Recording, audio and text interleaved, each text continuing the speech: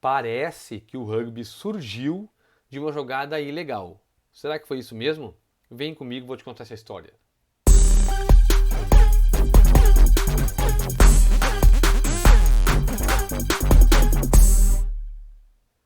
Fala galera do esporte, todos bem? Espero que sim.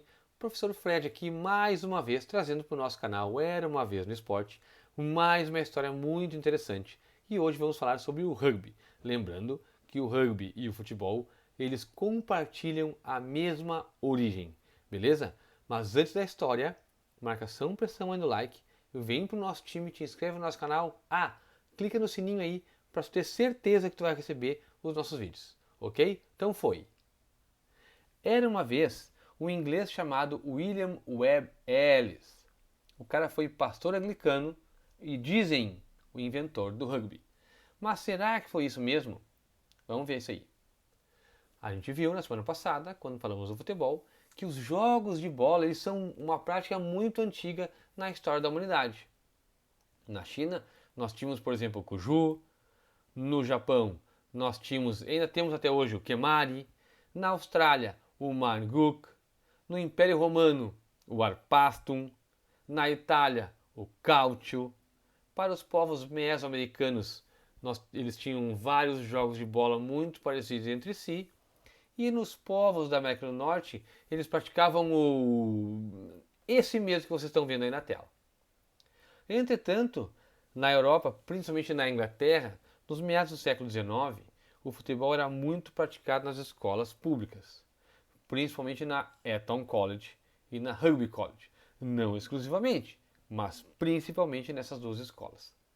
Entretanto, as regras variavam de escola para escola. Não existiam uma uniformidade, regras específicas iguais para todos. Não. E isso dificultava uma partida entre escolas.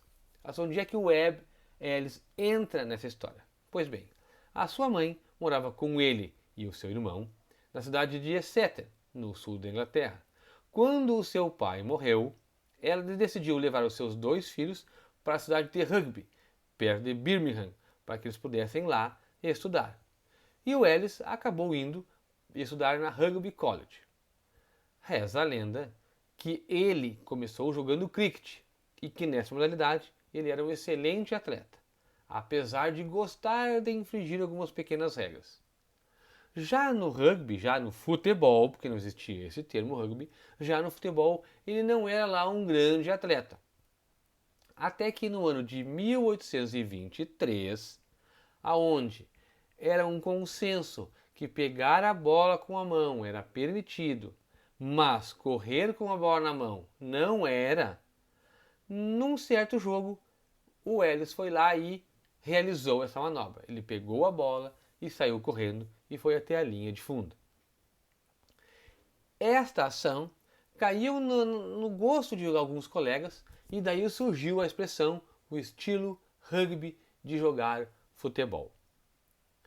Aí, no ano de 1848, algumas escolas se reuniram em Cambridge para elaborar as regras do futebol para os clubes universitários. E na regra 8 diz lá no papel, não pode correr com a bola na mão. A Rugby College estava presente e os seus representantes assinaram o documento. Mas isso não impediu que, dentro do ambiente da escola rugby, se jogasse desta forma.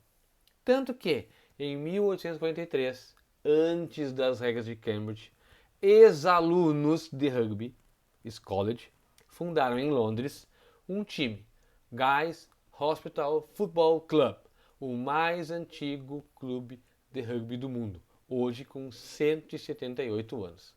Então, este clube ainda mantinha o estilo rugby de jogar futebol. Eis que em 1863, na Freemasons Tavern, vocês lembram da semana passada, um grupo de pessoas se reuniu para fazer uma unificação das regras. Lá pelo quinto encontro, o pessoal da Black Hat se incomodou com alguns itens. O pessoal queria excluir das regras o uso das mãos, e também a ação de tackle. E aí eles não gostaram, ficaram muito estressados, muito bravos e disseram que o contato físico fazia parte do jogo, porque este contato físico mostrava, representava a essência do verdadeiro futebol. Além disso, eles falavam que esta ação de excluir esses dois itens iria permitir que qualquer pessoa tivesse sucesso na modalidade, mesmo com pouca prática. Incrível como esta frase é verdadeira até hoje, não é mesmo? Eles se retiraram da reunião e não participaram do restante e se excluíram da Football Association. Então, no dia 26 de janeiro de 1871, Black Hat e mais 20 clubes se reuniram e fundaram a Rugby Football Union, com as suas regras próprias, jogar a bola, usar a mão para carregar a bola, tackles e afins. E esta entidade, ela representa o rugby inglês. Lembrando que a The Football Association é a entidade que rege o futebol, só que para alguns países que nós vamos ver numa outra hora. Tempo extra! A primeira partida internacional de rugby se deu entre as seleções da Escócia e da Inglaterra e o placar terminou 1-0 para os escoceses. Se deu briga, eu não sei. A entidade máxima do rugby hoje é a World Rugby, no início chamada de International Rugby Football Board.